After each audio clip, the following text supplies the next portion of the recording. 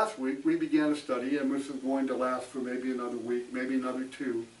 We are examining a very controversial issue. And that controversial issue has to do with the meaning of the judgments that are given by the Lord in prophecy in the book of Matthew in chapter 24 and 25. There are two judgments under consideration in this text. One is the destruction upon the nation of Israel and upon the city of Jerusalem and the temple. The other judgment is final judgment, eternal judgment, that's going to happen when the Lord returns, despite popular teaching by many religious denominations, even in our community, that Jesus is coming to set up a kingdom. He's not coming to set up a kingdom. That kingdom is already established. That kingdom is the church. And he's coming in judgment. He's coming to redeem the faithful and to judge all the world. That's what he's coming back to do. And he gives preview of this, especially in chapter number 25. And so last week we began to examine the text. And remember, there are three questions under consideration in this study. One is, when will these things be? When will there not be one stone left upon another in the temple and its buildings in the city of Jerusalem? And are there going to be any impending signs that this destruction is near and it's coming? And when will be the end of the world? Those are the questions the disciples had as he informed them and prophesied about the destruction of Jerusalem. And so he is going to answer those three questions in our text in Matthew 23 through 36 to the end of chapter 25, verse 46. That is the immediate context of this discussion. This is where these questions are asked and these questions will be answered. We left off last week looking at one of the signs of the impending destruction of Jerusalem would be that there would be many who would come and say that they were Christ. And he warns them that they're not Christ, and they're there to deceive them, to mislead them, to misguide them, and to sway them away from God. And so he's telling them when that happens, that's a sign that the impending doom that is coming upon Jerusalem, don't be deceived by that, and don't be misled by that. And then he continues in this text in verse 6 through 8, and says that there will be many wars and natural calamities. He says in verse 6, and you will hear of wars and rumors of wars. See that you are not troubled, for all these things must come to pass, but the end is not yet. For the nation will rise against nation, and kingdom against kingdom, and there will be famines, pestilence, earthquakes in various places.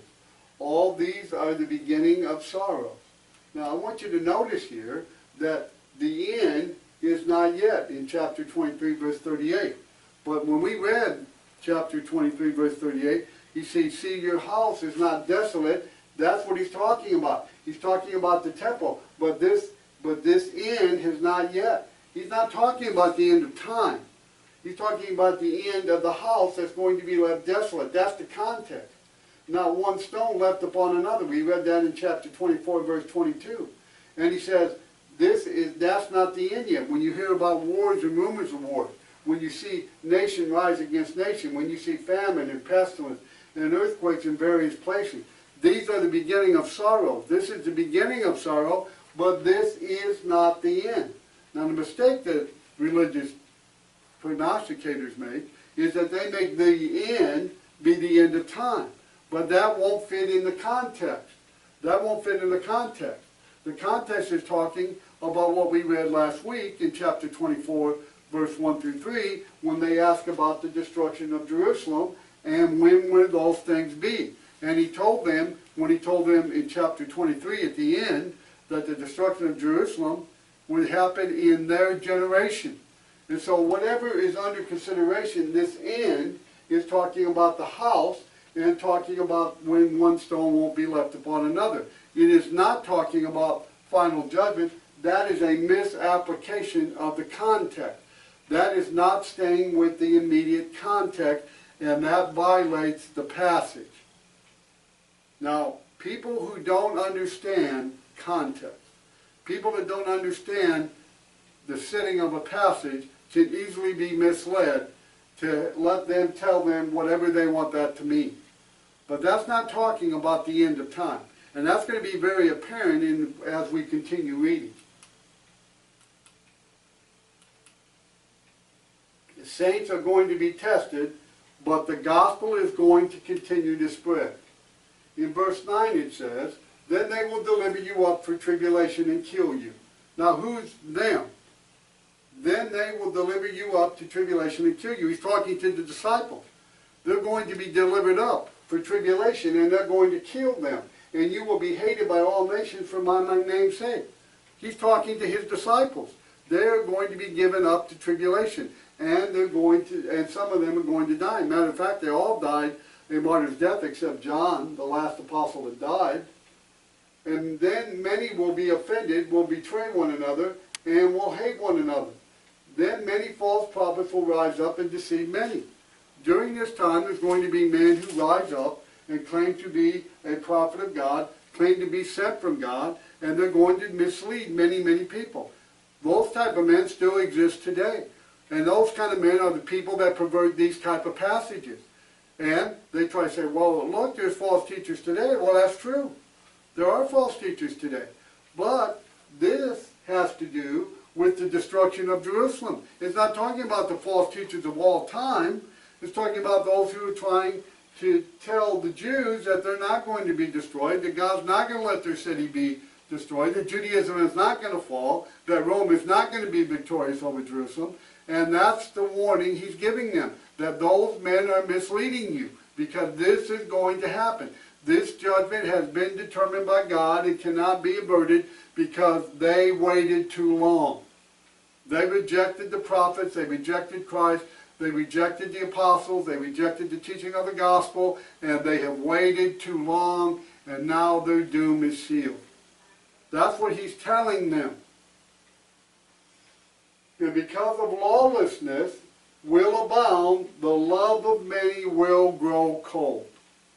Because lawlessness abounds. What's he mean? Lawlessness is to act without authority. But he who endures to the end shall be saved. What end? What end is he talking about? The end of time? Is that what he's talking about? And this gospel of the kingdom will be preached to all the world as a witness to all the nations, and then the end will come. When will the end come? When the gospel has been preached to all nations. Now notice, the end again is mentioned, and it's mentioned twice. The end of the house that's left desolate, not one stone upon another, and the end, but he who endures to the end shall be saved. Their escape. There's going to be a way that those who endure, those who are faithful, those who do not believe the deceivers, those who don't believe the false prophets, those who don't accept the false Christ, those who are not misled, misguided, they're going to be able to be saved. They're going to be able to escape. But how? By enduring to the end. By not giving up.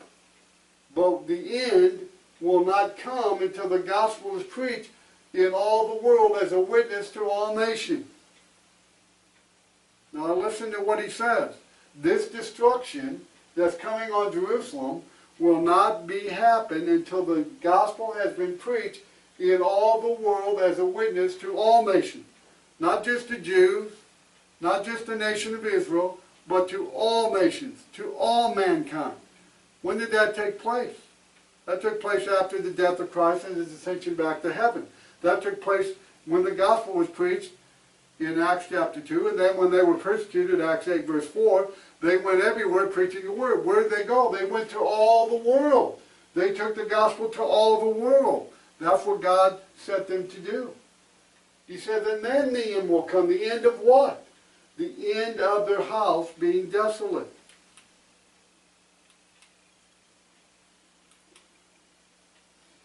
Now, this is important. This is a very important text, because they're going to be given some instruction beginning in verse 15. This is clarified by Luke 21 verse 20. In Luke 21 verse 20, this is a parallel passage to Matthew 24. It says, but when you see the Jerusalem surrounded by armies, then know that its desolation is near. Now this is going to be a sign. This is going to be a sign that the destruction of Jerusalem is imminent when they see the armies of Rome surrounding the holy city. then they're going to know that the end is very near.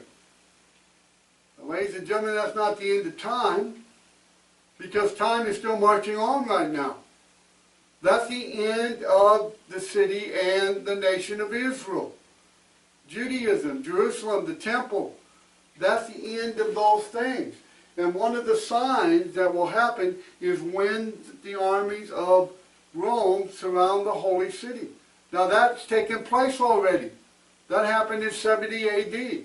Well, it really began in around 68. And there was a 2-year siege of the city of Jerusalem before it fell. And so there was a siege there. But when the army surrounded them, that was the time to know that the end is very close.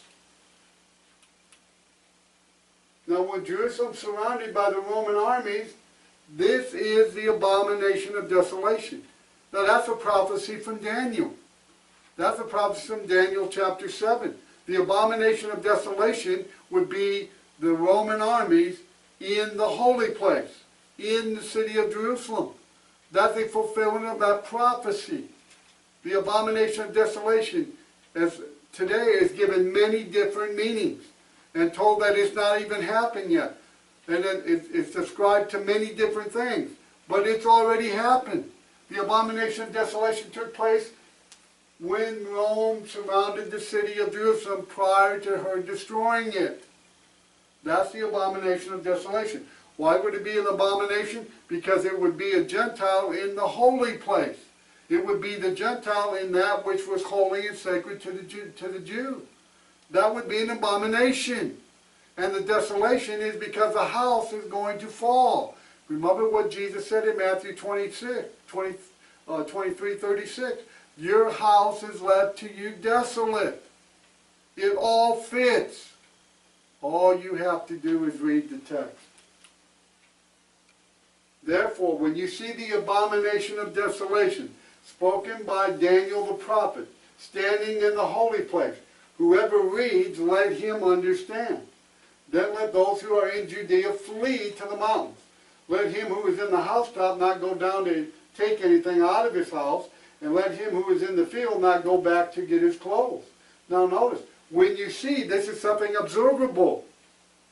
When you see with your naked eye, when you observe that the Roman army is surrounding the holy city.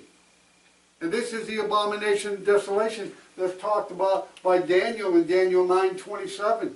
This is the abomination of desolation. When you see that, you are to flee. What's that mean? That means to get out. Get out of where?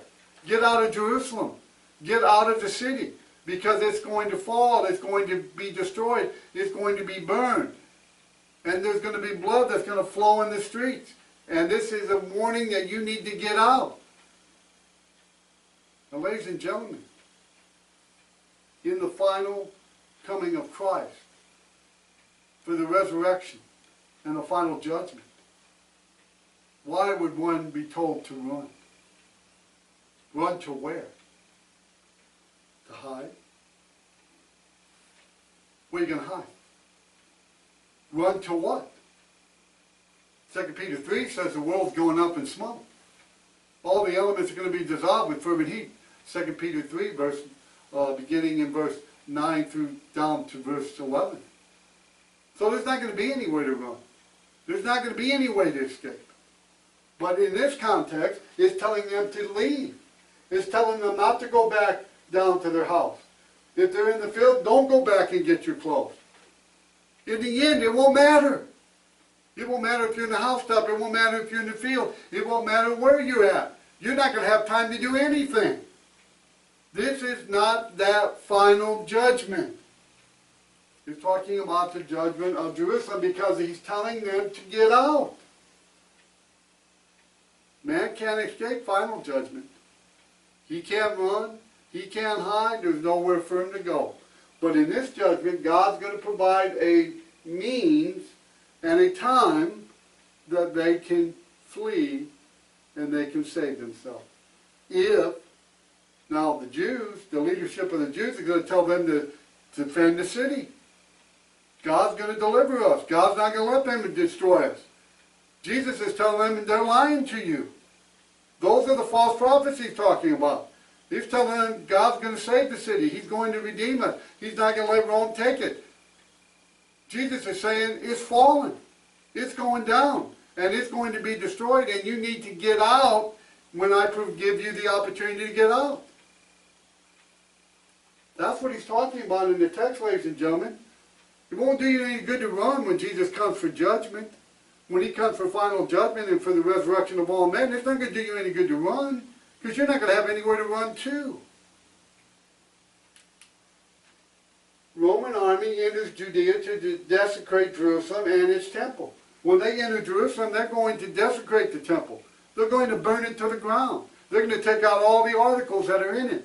And they're going to fill the city of Jerusalem with blood. They're going to kill thousands and thousands and thousands of people. And the only way of escaping, the only way to avoid this judgment is to flee when the opportunity is provided by God to get out and you see the impending doom coming and it's very near the door. It is time for you to run. And only those who believe in Christ, and only those who have submitted to Christ, and only those who believe this teaching that he gave while he was on earth will take the advantage of the opportunity that's presented. And they will get out, and they will spare their life.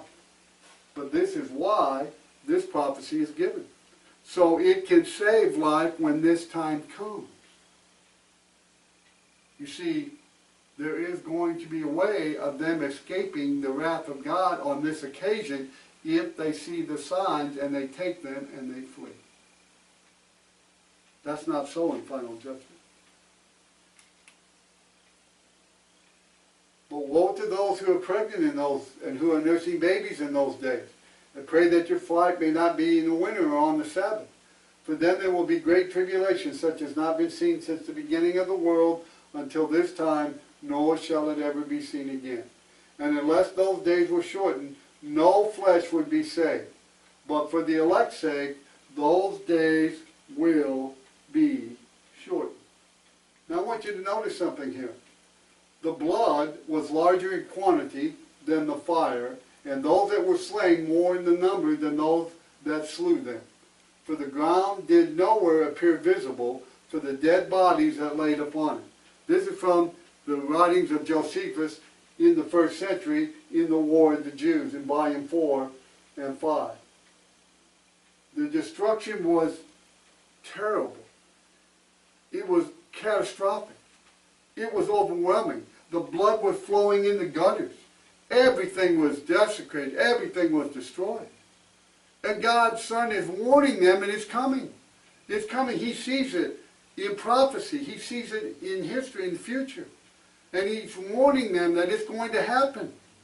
But the only way you're going to escape that destruction is you're going to have to submit to me.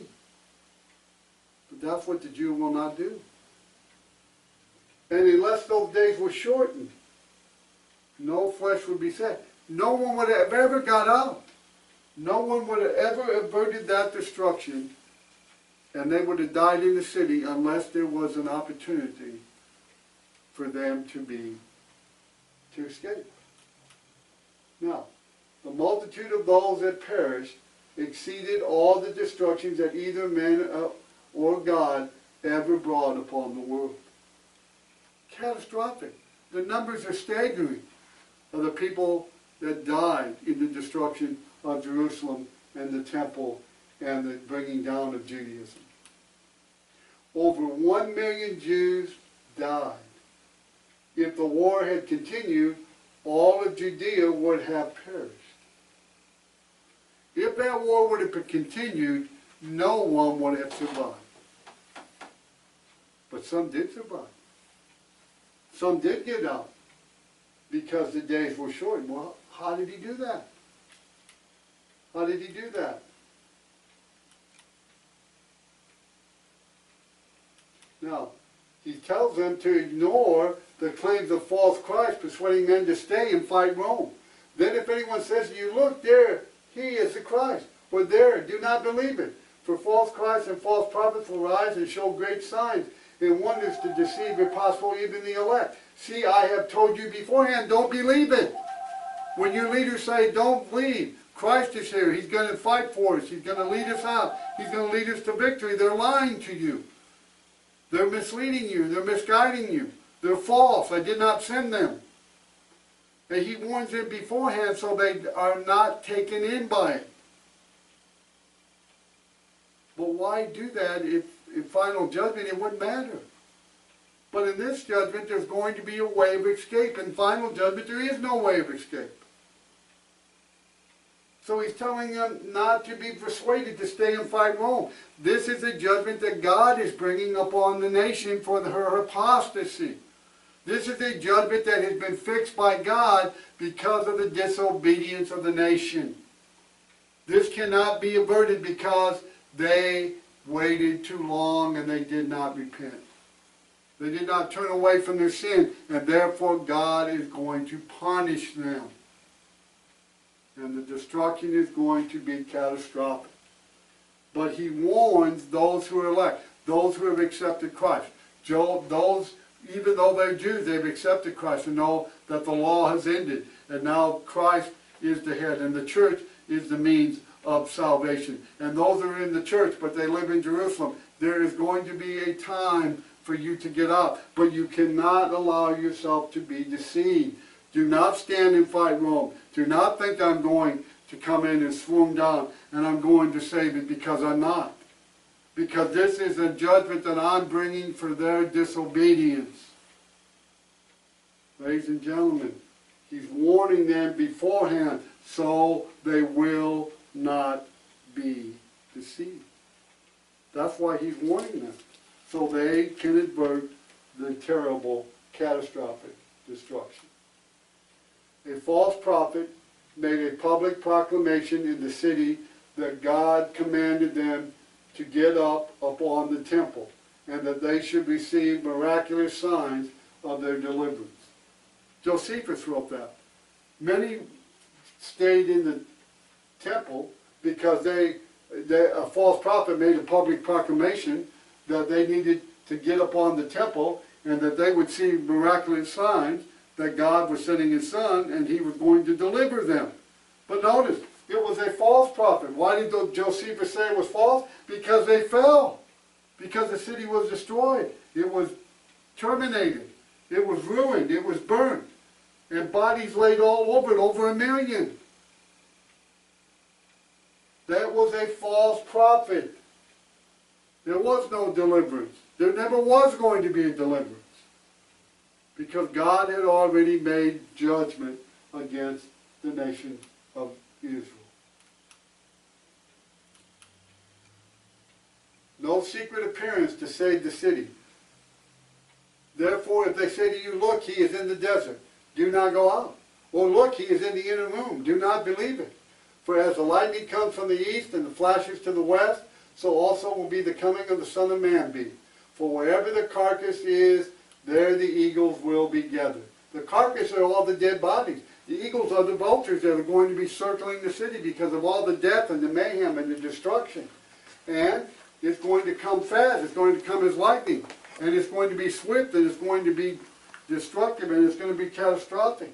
And they need to know that when they see all these things, that this is God's judgment being poured out on Jerusalem, and there is no escape because they did not repent and they did not take the warning and get out when he provided them the opportunity. You see, they had the opportunity. Let me conclude this morning by bringing this to your attention. When the siege was laid against Jerusalem, it started around 68. And then there was a problem somewhere else in the kingdom, and Vespasian had to leave and go and tend to another problem. So at that time, the armies that circled Jerusalem pulled back a little. And when they pulled back, that was the opportunity that God was giving for the Christians who understood the signs and understood the impending doom that was coming, that now they could get out. And many did flee. Many did get out. And then when the problem was taken care of in the other part of the nation, Titus came back and he finished the job. And in September of 70 AD, he came in and he destroyed the city. He desecrated the temple. He burned it to the ground. Took all the vessels out of it, all the furniture out of it. all the gold and all the silver. He took it out, and then he destroyed the temple and destroyed the whole city of Jerusalem, and it was burned. One other thing that was destroyed in this destruction was the genealogy records. All the genealogy records were destroyed. Why? Because that was the end of Judaism. Judaism needed those genealogy records in order to know their lineage, so they would know who could be priest, who could be who was from the tribe of Levi. But when the city of Jerusalem was destroyed and Judaism was brought down by Rome in 70 AD, it destroyed every remnant of Judaism that was left. God predicted it. And he said, when people tell you that I'm coming to save Jerusalem and not to give in to fight against Rome, they are false. When I provide you the opportunity, you get up. Now, ladies and gentlemen, that is the destruction of Matthew 24. That is the destruction that Jesus is talking about and trying to warn them about, that they can avert if they see the sign and if they get up. We're going to see next week that we're going to see the end of this particular judgment, and then we're going to see a transition into another judgment.